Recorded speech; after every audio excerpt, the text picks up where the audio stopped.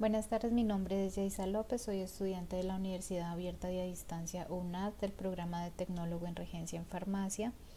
Voy a hablar del curso de Biología Molecular y Celular acerca de la membrana plasmática, cuáles son sus componentes, sus funciones y el transporte que se realiza a través de la membrana. Entonces tenemos que la membrana es la estructura más externa que separa el interior de la célula de su entorno. Está formada por lípidos y proteínas y tiene una bicapa fosfolipídica, que es una membrana compuesta por dos capas de moléculas de lípidos. Son láminas planas que forman una barrera y delimitan a la célula y la hace que sea permeable a la mayoría de sustancias de moléculas solubles al agua.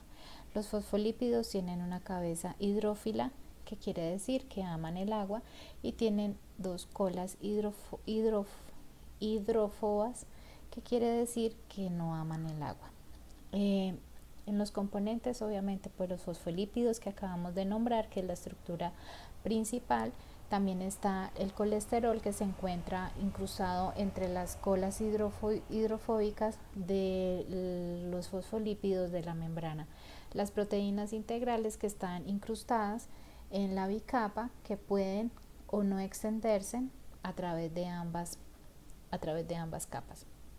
Las proteínas periféricas, estas están en la superficie externa o interna de la bicapa, y los carbohidratos están unidos a proteínas o lípidos en la superficie intracelular de la membrana. Acá se forman las glicoproteínas, que es una fracción de proteína con un azúcar, y los glicolípidos, que son una molécula de lípidos con glúcidos. Esto en cuanto a los componentes de la membrana. Ahora vamos a hablar acerca de las funciones. La función principal, que es mantener el medio intracelular diferenciado del entorno. La segunda, que permite que la célula se divida en secciones de organelos para así poder controlar las reacciones bioquímicas que ocurren en cada uno de ellos. También está el crear una barrera permeable, ya que no da paso a todas las sustancias, solamente aquellas que son estrictamente necesarias. También transporta sustancias de un lugar a otro, por ejemplo, acumulando sustancias en lugares específicos para luego ser usados en su metabolismo. Permite y reacciona ante estímulos que son provocados por sustancias que se encuentran en el exterior. Esto en cuanto a las funciones de la membrana plasmática.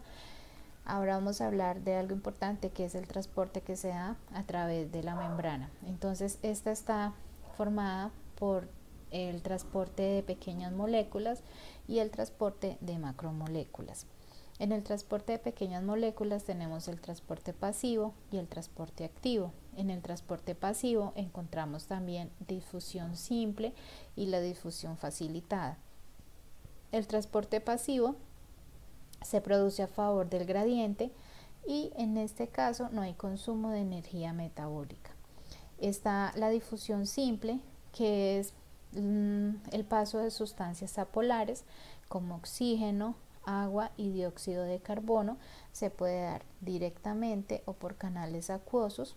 Y la difusión facilitada, en la que se requieren las proteínas integrales o las permeasas, y es el paso de moléculas polares como iones y azúcares. En el transporte activo, este se da en contra del gradiente y en este caso sí se requiere consumir energía metabólica. Para el transporte de las macromoléculas, en esta tenemos que se da por deformación de la membrana y expulsa partículas o componentes de mayor tamaño. En esta está la endocitosis, que es cuando se incorporan partículas por invaginación de la membrana, y la exocitosis, que es cuando se expulsan partículas contenidas en la vesícula citoplasmática.